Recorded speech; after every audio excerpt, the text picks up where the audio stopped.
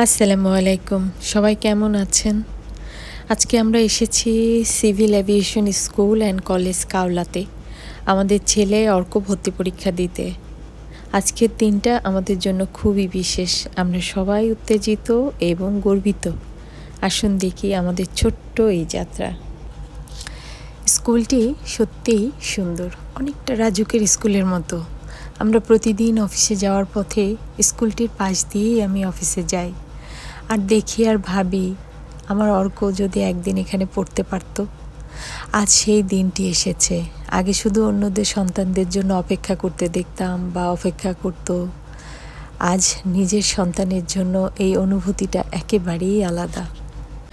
আমরা স্কুলের গেটে দাঁড়িয়ে অপেক্ষা করছি কখন পরীক্ষা শেষ হবে, আর আমরা এই ফাঁকে একটু স্কুলের মাঠটাতেও বাচ্চাদের নিয়ে ঘুরছি। বাবা মা, ছোট বোন সবাই এখানে আমরা অপেক্ষা করছি অর্কর জন্য। এই ছোট্ট মুহূর্ত মনে হচ্ছে ছেলে যে বড় হতে যাচ্ছে, তার জন্য আমরা এই ছোট্ট পদক্ষেপ কতটা উচ্ছ্বাস অনুভব করছি। সবাই আমাদের জন্য দোয়া করবেন। আসলে এই অনুভূতিটুকু সবার সঙ্গে শেয়ার করলাম এজন্যই, যখন কোনো বাচ্চা কিন্ডারগার্টেন থেকে বড় একটা স্কুলে যাওয়ার জন্য চেষ্টা করে, তখন বাবা মারা আসলে অনেক চেষ্টা করে। তাদের মনের ভিতরে যে কী ধরনের অনুভূতিটা কাজ করে সেটি আজকে অনুভব করছি, যা আপনাদের সাথে আমি আজকে শেয়ার করছি।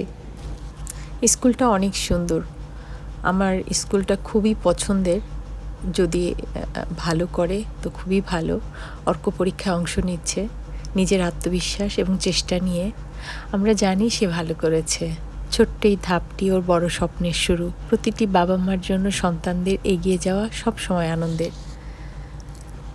স্কুলে গিয়ে আমি প্রথম দিন আমার ছেলে যখন স্কুলে যায় তখন গিয়ে বলে, আম্মু তুমি আমাকে স্কুলে ভর্তি করে দাও, আমি স্কুলে পড়বো।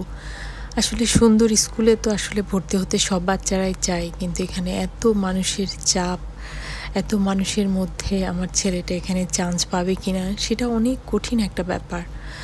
আর ছেলেকে বললাম, বাবা তুমি ভালোভাবে পরীক্ষা দাও, যদি তোমার পরীক্ষা ভালো হয় তাহলে অবশ্যই তুমি চান্স পাবে।